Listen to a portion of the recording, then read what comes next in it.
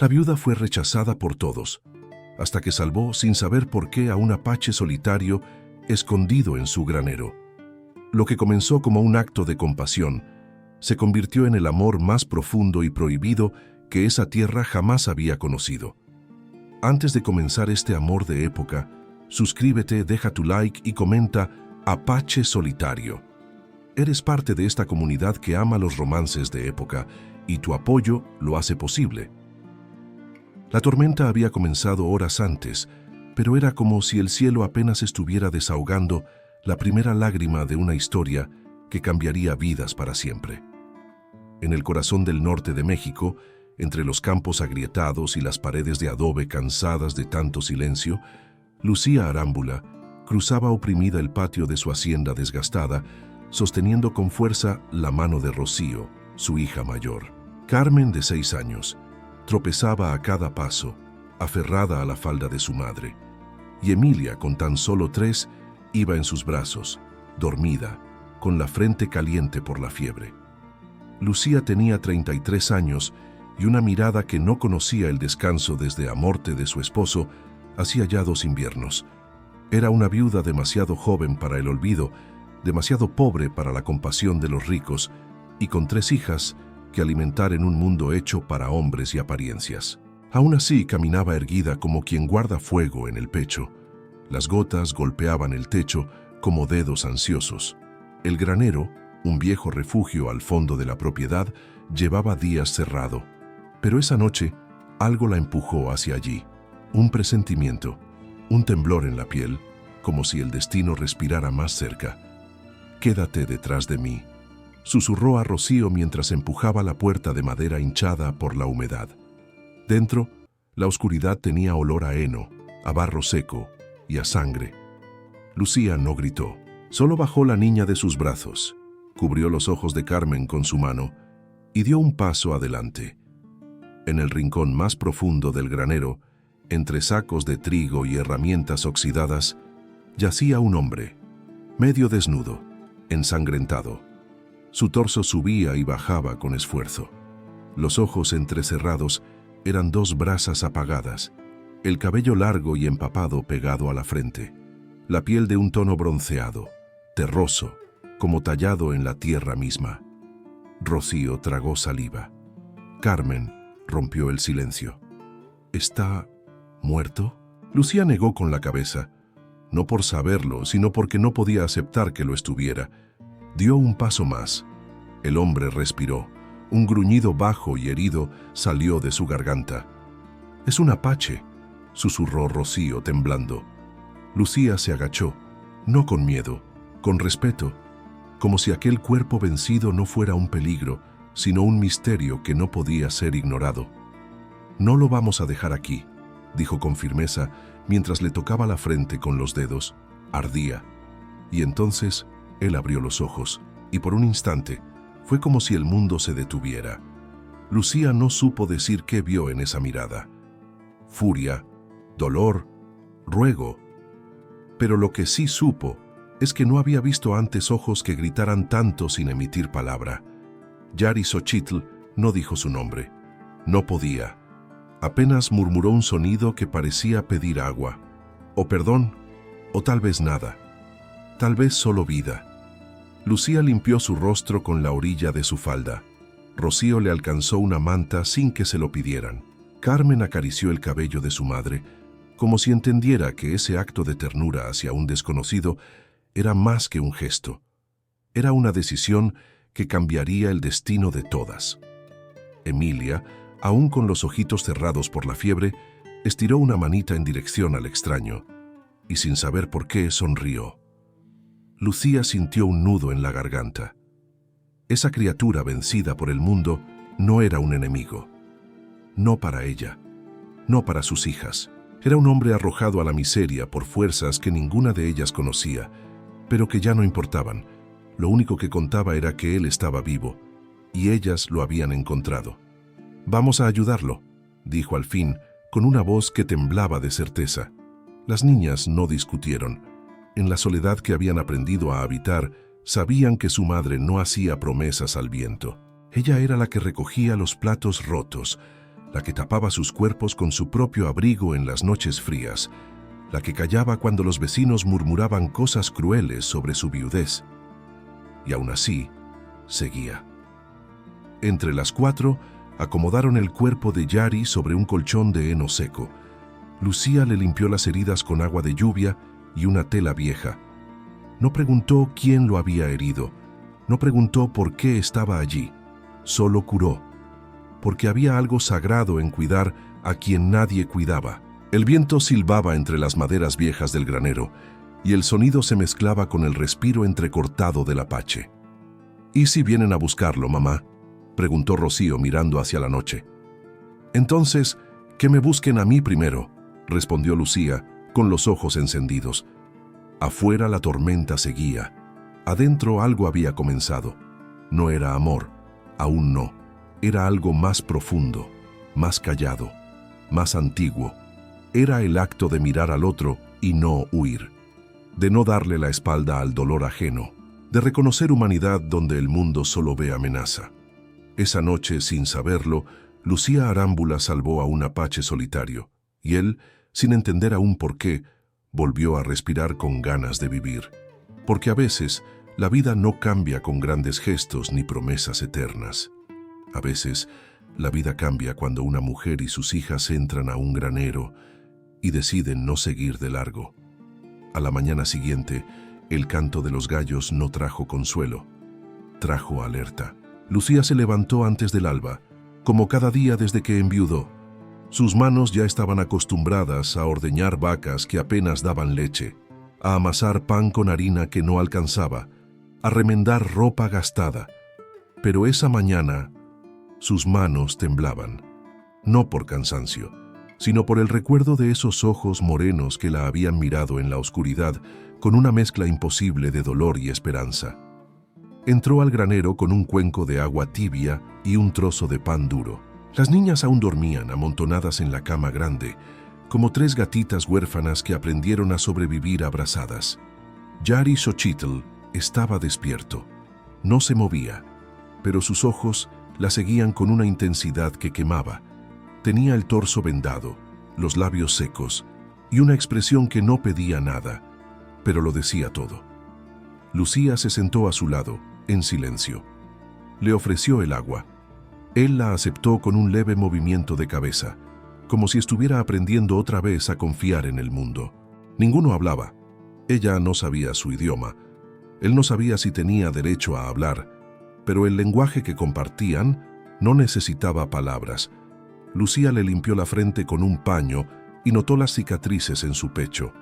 Algunas eran viejas, otras recientes. Había marcas de cuchillo, de soga, de tiempo. ¿Quién era este hombre? ¿Qué historia traía en la piel? No lo sabía, pero no le importaba, porque en su corazón ese silencio compartido ya se había vuelto un lugar seguro. Esa misma tarde, Rocío apareció en el granero con un cuaderno viejo. «Yo le voy a enseñar a hablar», anunció con seriedad. Lucía la miró, sorprendida. «¿Hablar?» «Sí, mamá. Si nos va a mirar así todos los días, que también aprenda a decir cosas bonitas». Yari alzó las cejas. Era la primera vez que alguien lo desarmaba con una sonrisa. Durante los días siguientes, el granero se transformó. Las niñas entraban con flores secas, con frutas robadas del huerto, con dibujos mal hechos y cuentos inventados. Le hablaban como si no fuera un forastero, sino parte de la familia. Emilia, la más pequeña, lo llamaba caballito dormido. Carmen le trenzaba el cabello. Rocío lo miraba con ese aire de niña que ya entendía más de lo que decía. Y él sanaba. Poco a poco, Yari Xochitl fue dejando de ser un cuerpo herido para convertirse en una presencia, silenciosa, firme, misteriosa. Lucía lo observaba desde la puerta, cada tarde, con los brazos cruzados sobre el pecho y el alma latiendo más rápido de lo que quería admitir. Había algo en él, una tristeza vieja, profunda, pero también una nobleza imposible de disimular. No era un asesino como decían los del pueblo, no era una bestia como murmuraban los hombres de la cantina. Era un hombre solo, sin tribu, sin hogar, sin nombre que pudiera pronunciarse sin dolor, Y, sin embargo, él ya empezaba a pertenecer allí. Una noche, mientras el fuego del fogón apenas iluminaba el rincón del granero, Yari tomó un palo y escribió su nombre en la tierra. Yari. Lucía lo miró. ¿Eso significa algo? Él asintió, y con voz ronca por primera vez habló. Luz de luna.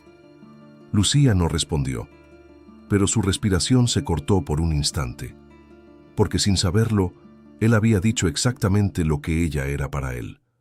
Una mujer que apareció en su noche más oscura y no lo dejó morir. Y mientras el viento acariciaba las paredes viejas del granero y las niñas dormían abrazadas en la casa, Lucía comprendió algo que no se atrevía a decir en voz alta. Ese hombre no era su huésped, ni su enemigo, ni siquiera su salvado. Era el primer alma que la miraba como si ella también mereciera ser salvada. La paz siempre fue un lujo que la familia Arámbula no se podía permitir por mucho tiempo. Y la amenaza, como todo lo que destruye lentamente, llegó disfrazada de formalidad y olor a tabaco caro. Una tarde seca y callada, mientras Lucía recogía leña y las niñas jugaban a esconderse entre las parras marchitas, un carruaje oscuro se detuvo frente a la entrada de la hacienda. La madera crujió, los caballos resoplaron, y de las sombras descendió don Severiano del Monte, el padre del difunto esposo de Lucía.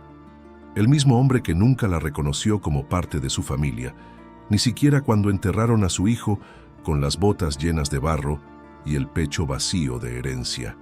Severiano era de esos hombres que no necesitaban alzar la voz para imponer miedo. Lo hacía con la mirada, con la postura, con la manera en que escupía la tierra antes de pisarla. Lucía lo vio venir desde la cocina, con las manos manchadas de masa y el alma endurecida de tanto soportarlo. «Lucía», dijo él sin saludar, «no vengo a pedir, vengo a advertir». Ella no respondió. Solo limpió las manos en su delantal y mantuvo la espalda recta, como si su sola dignidad fuera una muralla.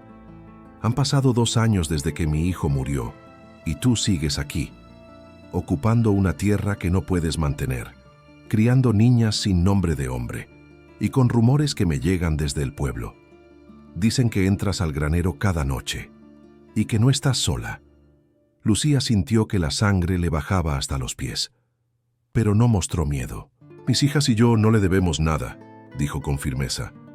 «Esta tierra fue de mi esposo, y si usted no tuvo el valor de cuidar de su hijo en vida, no venga ahora a reclamar sus huesos».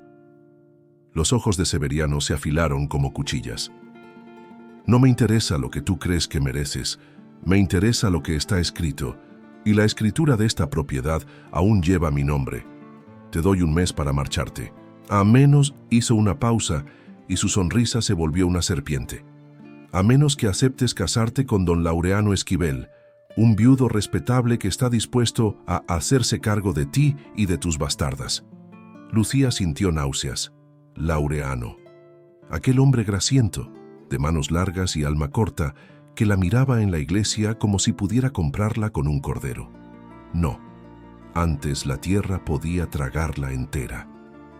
«Prefiero vivir bajo la lluvia que dormir bajo el techo de un cobarde», dijo con voz cortante.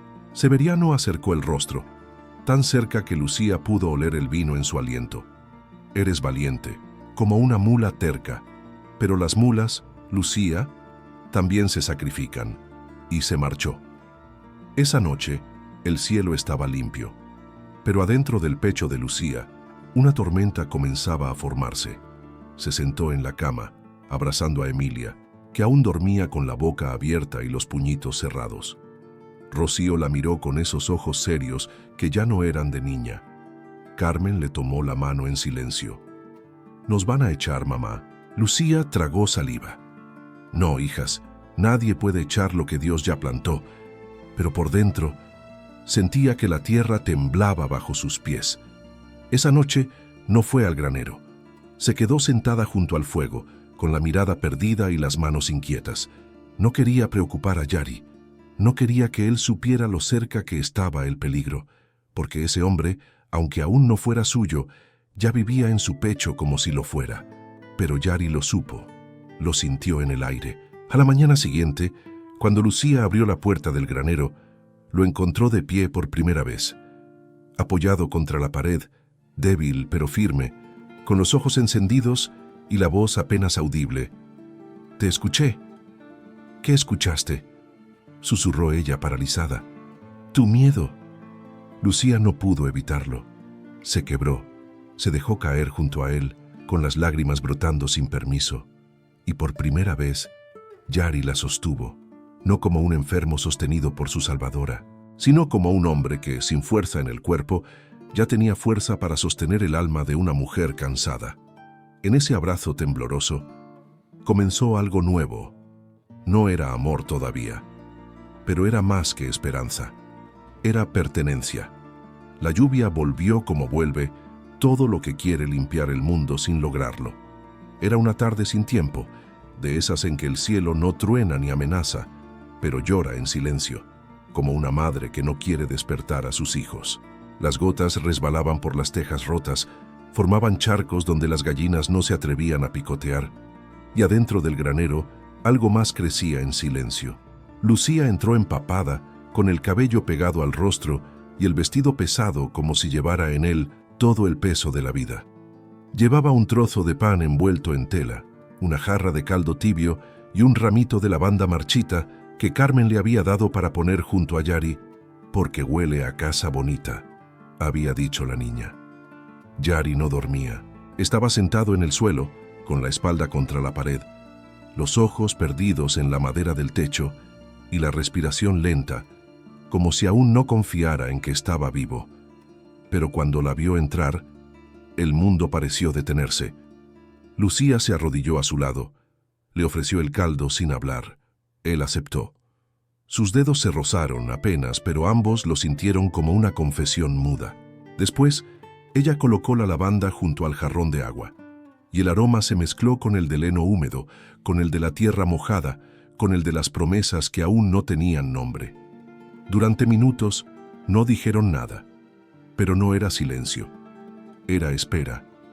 Y entonces, Carmen apareció en la puerta, mojada, con las trenzas deshechas y un cuaderno en las manos. Se acercó sin miedo, como si el granero fuera su rincón favorito del mundo. «Le traje esto», dijo, extendiéndole el cuaderno a Yari, «para que escriba algo, un dibujo, o una palabra, lo que quiera». Lucía se estremeció. Yari tomó el cuaderno, lo abrió, miró las hojas vacías como quien observa un futuro que no sabe cómo llenar.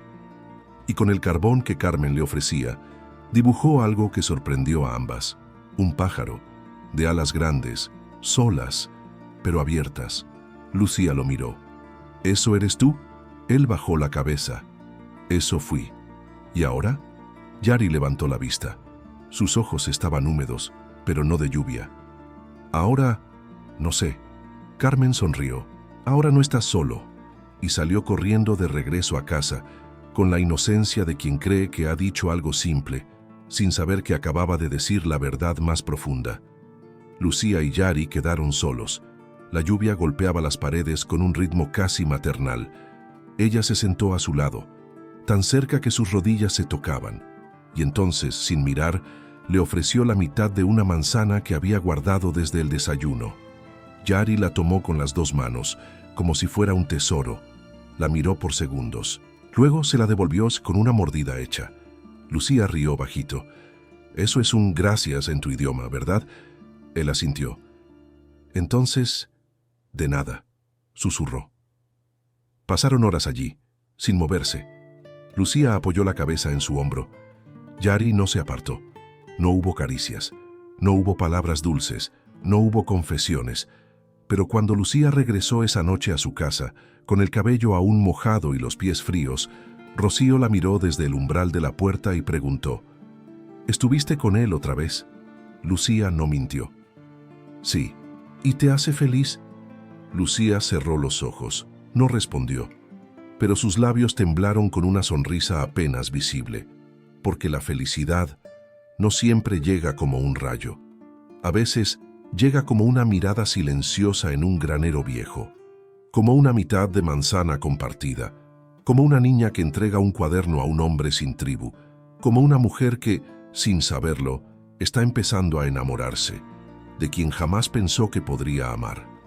Los días pasaban con la delicadeza de una hoja cayendo en otoño.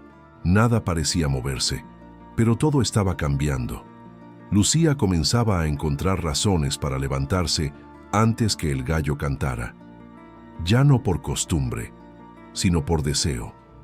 Cruzar el patio, abrir la puerta del granero y encontrar a Yari despierto, sentado con las piernas cruzadas, la piel más viva y el alma menos escondida, se había convertido en el momento más silenciosamente feliz del día. Las niñas lo aceptaban como si siempre hubiera estado ahí. Carmen le tejía pulseras con hilos de colores desiguales. Rocío le leía en voz alta palabras que no entendía. Y Emilia le ofrecía trozos de pan como si estuviera alimentando a un ángel caído del cielo. Y él las miraba con una ternura contenida que no conocía idioma. Pero en el pueblo, los ojos también observaban. Las murmuraciones comenzaron como viento entre hojas secas. Dicen que la viuda Arámbula esconde a un hombre en su granero, un apache o un fugitivo. ¿Quién sabe si no es un asesino? Lucía sentía las miradas como agujas en la espalda cada vez que iba al mercado. Nadie se lo decía en la cara, pero lo murmuraban lo suficiente como para que doliera. Incluso los niños dejaron de jugar con sus hijas. Los saludos se volvieron silencios, las puertas, sombras. Ella no le contaba nada a Yari. No quería cargarlo con el peso de la vergüenza ajena. Pero Yari, aunque callaba, lo sabía. Una tarde, mientras Lucía remendaba un vestido de Emilia en el porche, él se acercó sin que ella lo oyera. «Yo me voy». Lucía levantó la vista bruscamente. «¿Qué? Ya camino bien. ¿Ya cómo? No es justo que tú y las niñas sufran por mí». Ella lo miró como si no entendiera lo que estaba oyendo, como si la palabra irse hubiera dejado de existir desde que él apareció. «¿Tú crees que todo esto fue caridad?», preguntó dolida. «¿Tú crees que yo te alimenté, te curé, te abrí mi hogar, solo por lástima?». Yari bajó la cabeza. Lucía se acercó. Tenía las manos manchadas de hilo, el rostro pálido por el sol y los ojos encendidos por algo que ni ella sabía cómo nombrar. «Tú no eres una carga, Yari. Tú eres lo único que me ha hecho sentir viva en años.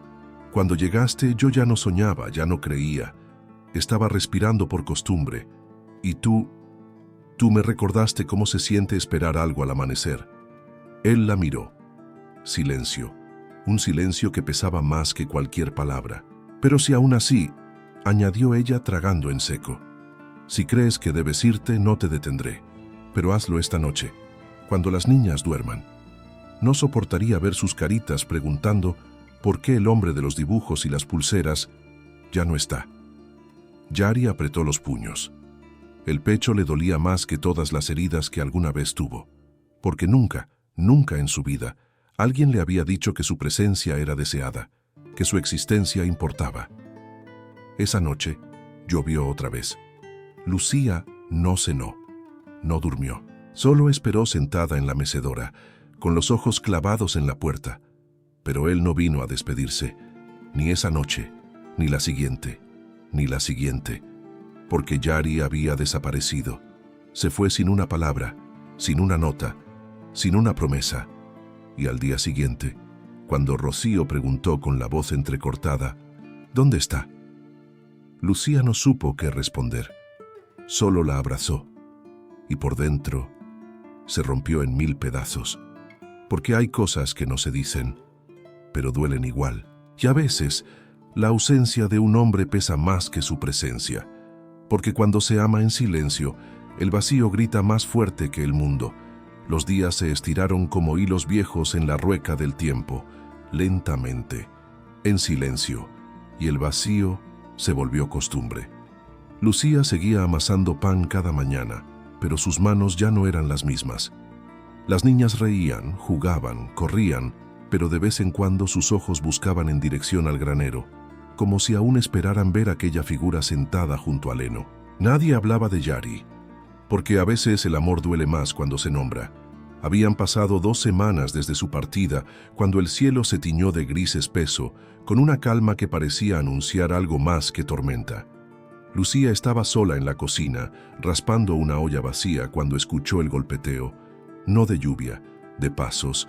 Se volvió con el corazón saltándole en el pecho y lo vio. Yari, empapado, cansado, con la camisa rasgada y los ojos más oscuros que nunca, pero de pie, vivo, frente a ella. No dijo nada, solo la miró, como si la hubiera estado buscando en cada árbol, en cada amanecer, en cada recuerdo, como si verla fuera volver a respirar. Lucía no preguntó dónde había estado, no preguntó por qué se fue. Solo sintió como su alma se rompía y se rearmaba al mismo tiempo. «Volví», murmuró él al fin. Ella cerró los ojos. Una lágrima solitaria descendió por su mejilla. «¿Por qué?» Yari avanzó un paso. «Porque lejos de ti no soy nadie». Lucía quiso gritar, correr, golpearle el pecho por haberla dejado, pero no pudo, porque al verlo ahí, temblando frente a ella como un niño perdido, todo el enojo se deshizo en ternura, en alivio, en amor mudo. Esa noche, cuando las niñas ya dormían, salieron juntos al granero como si el tiempo no hubiera pasado. La lluvia caía suave, como un susurro. Afuera, el mundo era barro. Adentro, el fuego de una vela temblaba con una llama frágil pero viva. Yari se sentó en el suelo. Lucía también. No había palabras que alcanzaran, solo miradas que decían todo. Y en un momento, en esa quietud de latidos desordenados, él rozó su mejilla con los dedos. Ella cerró los ojos y se acercaron. Despacito, como quien se acerca a un abismo con la certeza de que volar es posible. Sus labios casi se tocaron. Casi, pero no. Porque fue entonces cuando Lucía, temblando, se apartó apenas. «Tengo miedo», confesó. Yari no insistió, no pidió, no reclamó.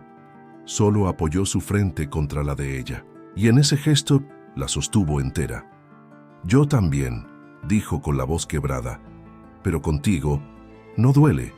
Lucía sonrió entre lágrimas y supo que ese no beso había dicho más que 1000 promesas, que ese casi era más profundo que cualquier caricia, que el verdadero amor no es el que se apura, es el que espera, el que se contiene, el que se queda.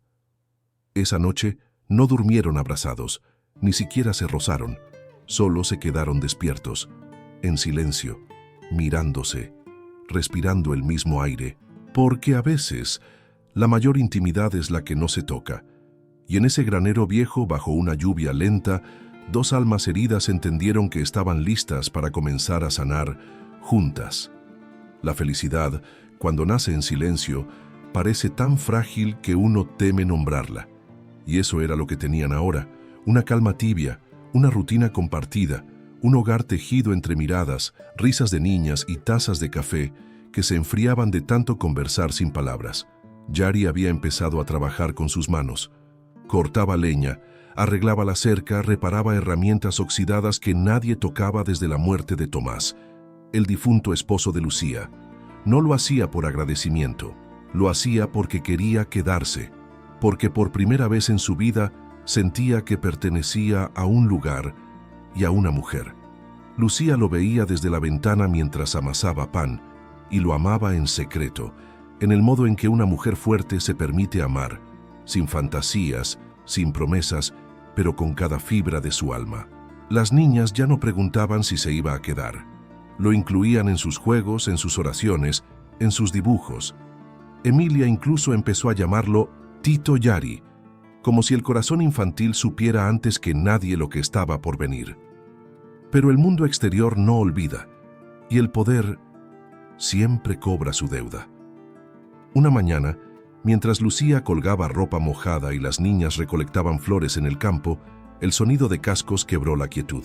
3 hombres armados llegaron a la hacienda con el rostro cubierto y el uniforme polvoriento de la milicia local. Uno de ellos le mostró un papel.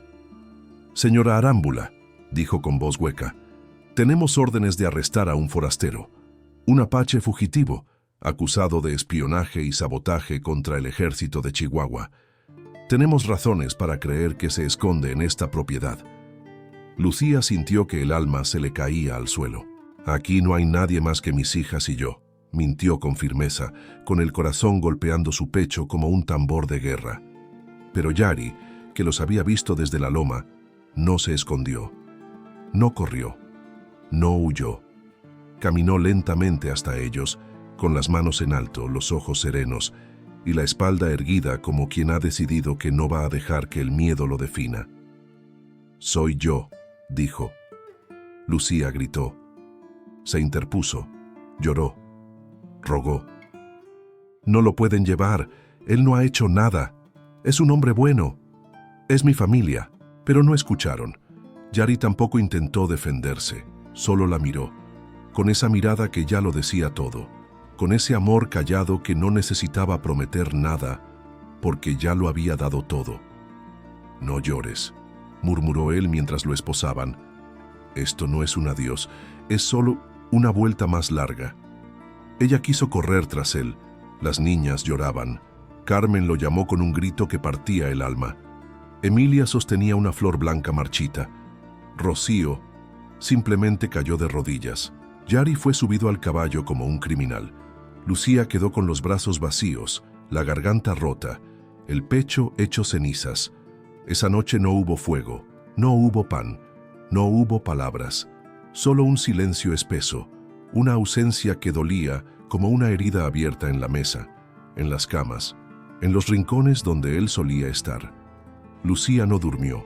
Se sentó frente a la vela encendida y juró que no lo dejaría pudrirse en una celda. Juró que haría temblar los muros del poder. Juró que, por primera vez, una mujer sin apellido ni riqueza haría que la verdad gritara más fuerte que el prejuicio, porque el amor no es solo ternura, a veces es furia. Y Lucía estaba dispuesta a pelear, aunque tuviera que hacerlo con el corazón en carne viva. El amanecer no trajo consuelo, solo trajo el recuerdo cruel de un lugar vacío en la mesa, de unas manos grandes que ya no alcanzaban las tazas, de una voz grave que había aprendido a nombrar a las niñas como si siempre les hubiera pertenecido. Pero Lucía no lloró al despertar. No tenía tiempo para lágrimas. Se trenzó el cabello con firmeza, se puso el vestido oscuro que usaba en los entierros y montó su vieja yegua con la determinación de quien ya no teme al castigo, porque ya lo ha perdido todo. En el pueblo, nadie se atrevía a mirarla a los ojos. Sabían que se dirigía al tribunal, sabían que iba a hablar, y sabían también que la mujer que alguna vez caminaron por encima, ahora caminaba como un huracán con forma de madre.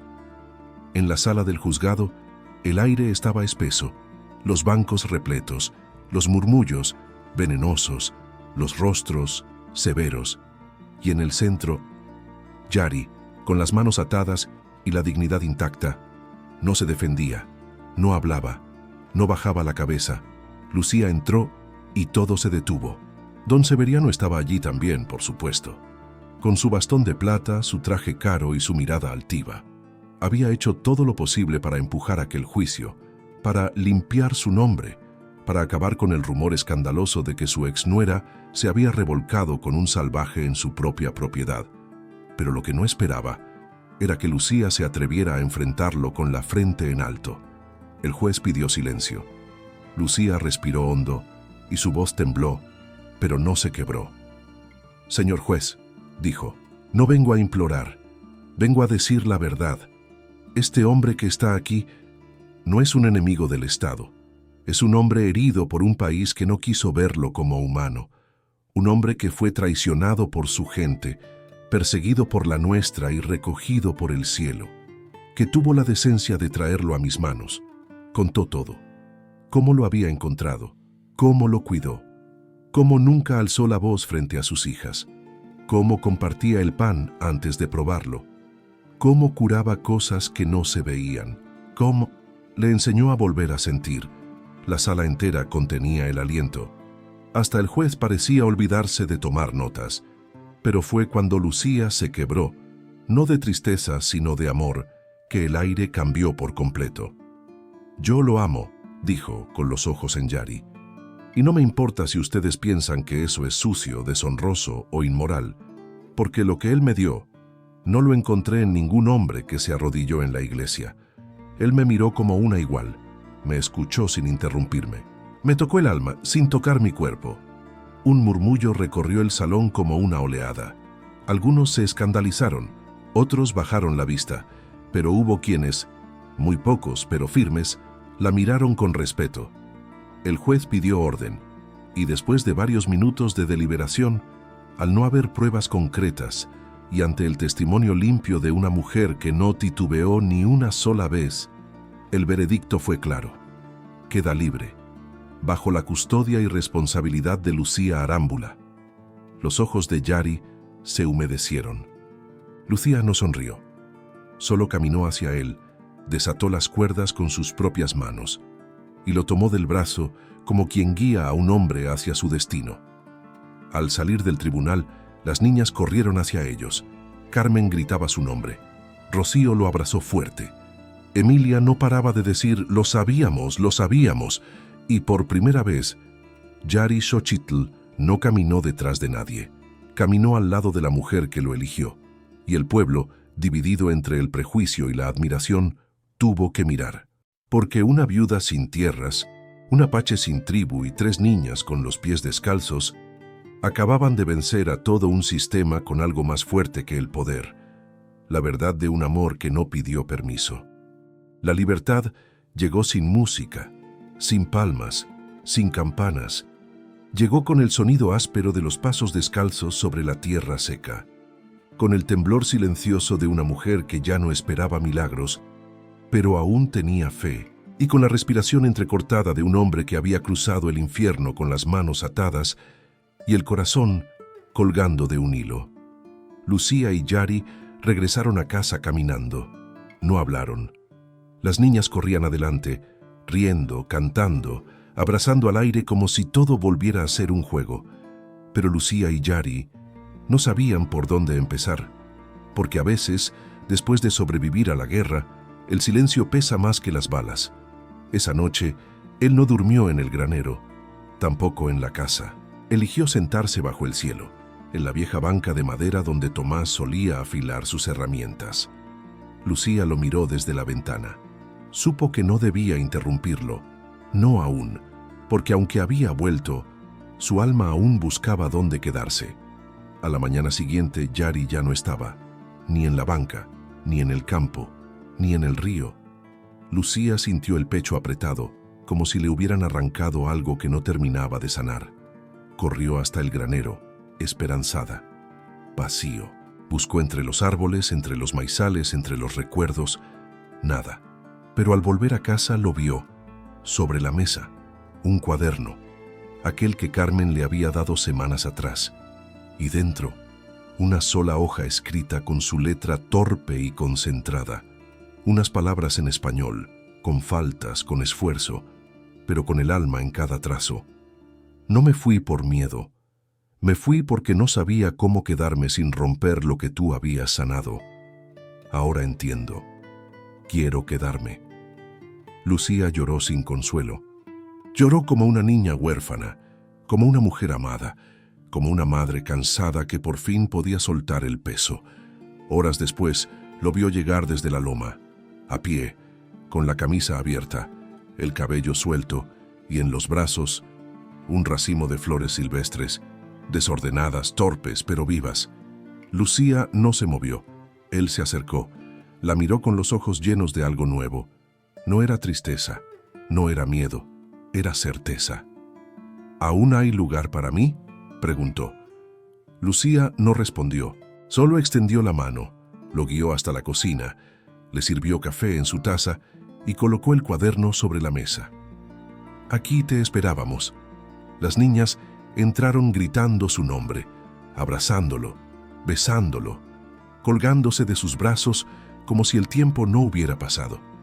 Yari las levantó una por una, las besó en la frente, y cuando se volvió hacia Lucía, ella ya no tenía dudas. Él no era un huésped, ni un recuerdo, ni un capítulo cerrado. Era familia. Y esa noche, Cuando las niñas durmieron y el silencio volvió a cubrir la casa como una manta tibia, Lucía se acercó a él.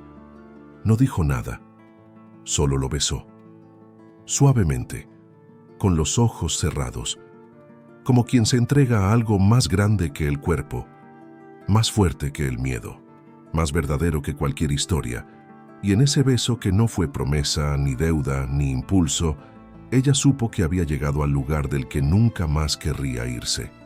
Yari la abrazó, y por primera vez fue él quien lloró. Porque hay libertades que se firman con tinta, y otras que solo se ganan con lágrimas. Los días que siguieron fueron distintos. El mismo campo, la misma casa, el mismo viento que soplaba por entre las tejas, y sin embargo, todo había cambiado. Porque ahora él estaba, no como sombra, no como huésped, no como recuerdo. Estaba como raíz, como cuerpo presente, como nombre que ya podía decirse sin temor.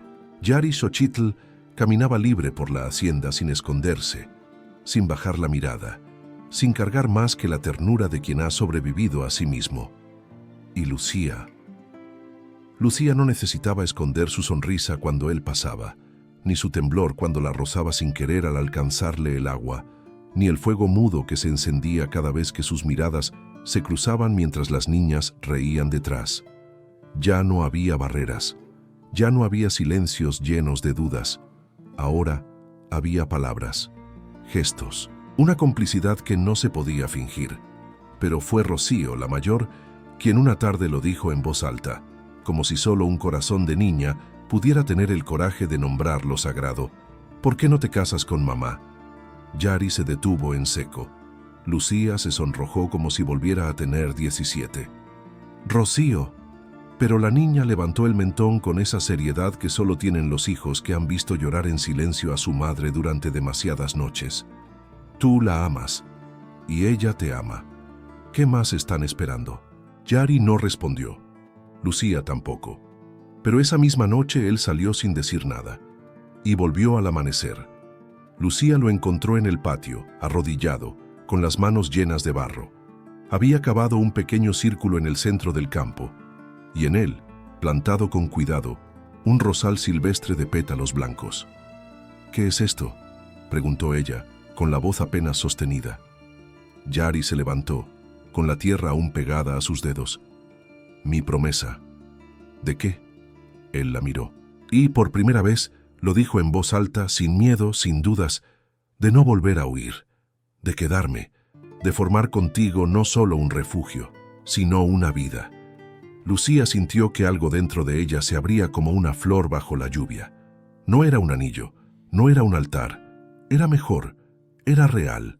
Se abrazaron sin prisa, y días después, sin vestidos lujosos ni invitados nobles, se casaron bajo la sombra del árbol donde Lucía solía llorar cuando nadie la veía. Las niñas tejieron coronas de flores. Los vecinos que alguna vez cuchichearon ahora aplaudían en silencio. Y el cura, con la voz temblorosa por la emoción, unió lo que la vida ya había unido desde hacía tiempo. Lucía y Yari, viuda y apache, dolor y renacer. Y esa misma noche, bajo el mismo techo donde alguna vez solo hubo silencio, hicieron el amor por primera vez. No fue perfecto, fue humano, fue lento, torpe, dulce. Fue como juntar dos cuerpos que habían aprendido a vivir sin piel, y ahora por fin se reconocían. Lucía lloró, Yari también. No por miedo, no por tristeza, sino por esa gratitud infinita que se siente cuando uno descubre que aún puede ser elegido, a pesar de todas sus ruinas. Esa noche durmieron abrazados, no por costumbre, sino porque el cuerpo, por fin, había encontrado su hogar. Y en el silencio tibio de la madrugada, Lucía acarició su vientre, sin saber aún que dentro de ella la vida ya empezaba a florecer de nuevo. La primavera llegó sin anunciarse. Simplemente un día, las flores brotaron sin permiso, los árboles se llenaron de brotes y el aire olía a esperanza. Y en medio de esa renovación silenciosa, Lucía también floreció. Fue Rocío la primera en notarlo. Mamá, estás más bonita. Lucía se rió, pero su cuerpo ya lo sabía. Sus pechos estaban más sensibles, su piel más tibia, y en sus sueños, una música nueva la despertaba. Cuando el médico del pueblo confirmó el embarazo, Lucía guardó silencio unos segundos. Luego sonrió con los ojos llenos de lágrimas. ¿Una cuarta hija?, preguntó Carmen, emocionada. Lucía acarició su vientre. «Oh, un hermanito». Yari no habló mucho ese día.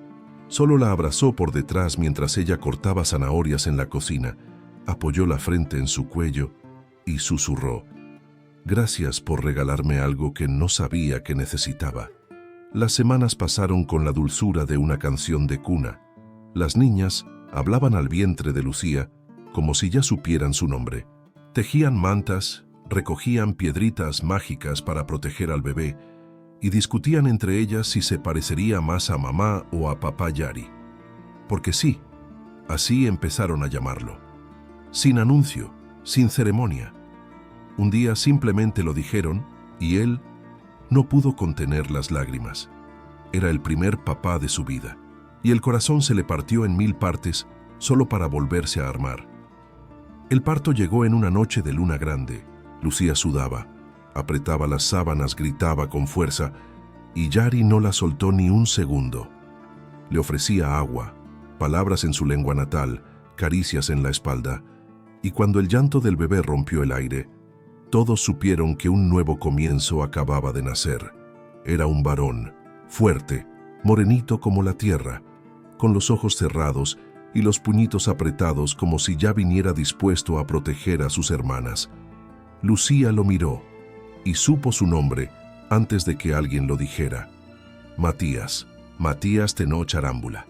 Un nombre que unía sangre indígena con amor de madre. Un nombre que traía honra, raíz y futuro.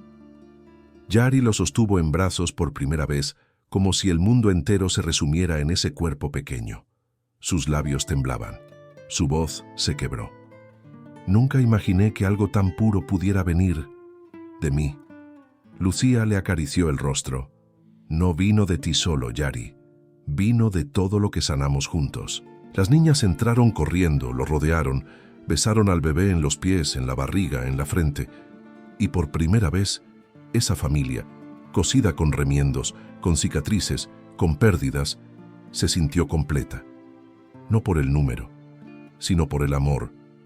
Porque a veces, un hijo no solo nace del vientre, nace de todo lo que el corazón aprendió a reconstruir. Y en esa casa humilde, entre el olor a pan recién horneado, las risas de las niñas y el pecho dormido de un padre con su hijo en brazos, el tiempo se detuvo y dejó escrito, en silencio, una verdad que solo las almas valientes comprenden. Donde nace un hijo, también nace un hogar. Los años pasaron como pasan las estaciones, sin prisa, pero con la certeza de que todo cambia. Los días se llenaron de cosechas, de pasos pequeños que crecían, de risas en el patio y de noches tranquilas bajo un cielo que ya no parecía tan lejano. Matías aprendió a caminar entre gallinas, a correr detrás de mariposas y a treparse al lomo de su padre como si el mundo no pudiera alcanzarlo allí arriba. Sus hermanas lo cuidaban como a un tesoro. Y Yari lo miraba como quien contempla un milagro hecho carne. Lucía, con el cabello ya adornado de hilos plateados, lo observaba todo con una serenidad que nunca antes había conocido. No necesitaba más. Tenía lo esencial, una mesa con pan, un hogar con amor y un hombre que, sin decir mucho, le había devuelto la vida. Una tarde, mientras Matías dormía con la boca entreabierta y las trenzas de Emilia colgaban de una rama, Lucía se sentó en el campo, frente al rosal que Yari había plantado aquella vez. Ahora era un arbusto alto, robusto, lleno de flores blancas que se abrían incluso sin sol, como ella. Yari se sentó a su lado, en silencio. No hacía falta hablar. Lucía apoyó la cabeza en su hombro. Él la rodeó con el brazo. Y así, sin más, se miraron como si fueran jóvenes otra vez. ¿Alguna vez imaginaste esto?, preguntó ella, con una sonrisa suave. Nunca, respondió él. Pero si lo hubiera imaginado, no habría sido tan perfecto como lo es. Lucía cerró los ojos. Sintió el viento, el olor a tierra, a leche tibia, a lavanda seca. Sintió su historia escrita en la piel, las cicatrices que ya no dolían, las pérdidas que ya no pesaban. Porque todo había valido la pena para llegar ahí. Y entonces, como si hablara para sí misma, susurró: no fue el amor de un cuento, fue el amor que se construyó con cada herida sanada. Yari besó su mano. El campo siguió respirando.